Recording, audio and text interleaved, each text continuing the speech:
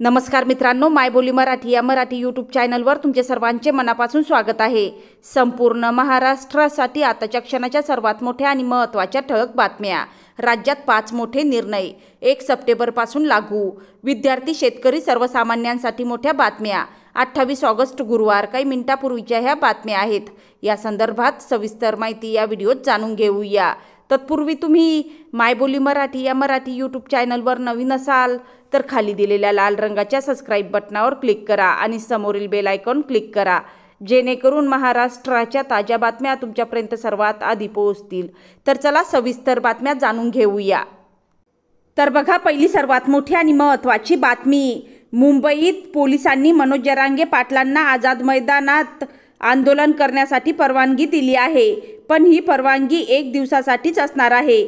त्यासाठी विविध अटी घालण्यात आल्या आहेत। पोलिसांनी तशी नियमावलीच त्यांना धाडली आहे। या नियमावलीच्या बाहेर गेल्यास कारवाई करण्याचा इशाराही देण्यात आला आहे।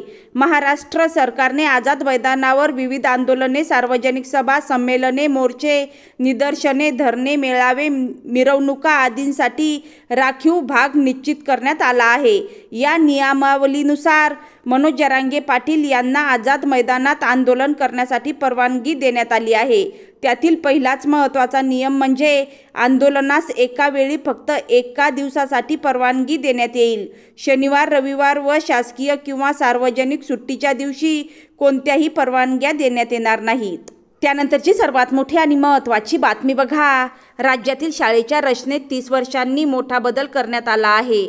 प्रत्येक जिल्ह्याला असलेल्या केंद्र शाळा आता समूह साधन केंद्र या नावाने ओळखल्या जाणार आहेत। केंद्र प्रमुख या पदाला समूह साधन केंद्र समन्वयक असे नाव देण्यात आले आहे।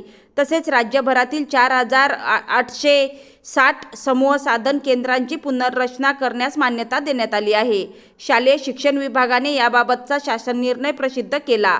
प्राथमिक शिक्षणाचे सार्वत्रिकरण करण्यासाठी 1994 मध्ये राज्यात 4860 केंद्र शाळा निर्माण करण्यास मान्यता देण्यात आली होती। त्यानंतरची सर्वात मोठी आणि महत्त्वाची बातमी बघा।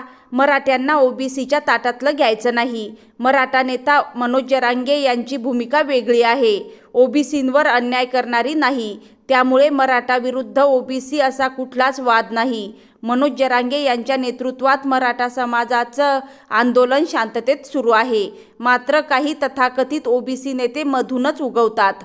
आतापर्यंत जे झोपलेले होते असा टोला विधान परिषदेचे विरोधी पक्षनेते अंबादास दानवे यांनी ओबीसी नेते लक्ष्मण हाके यांना लगावला आहे। मराठा आरक्षणाच्या प्रश्नावरून मराठा ओबीसी समाजामध्ये वाद निर्माण झाला आहे का, या प्रश्नावर बोलताना दानवेंनी ही टीका केली आहे।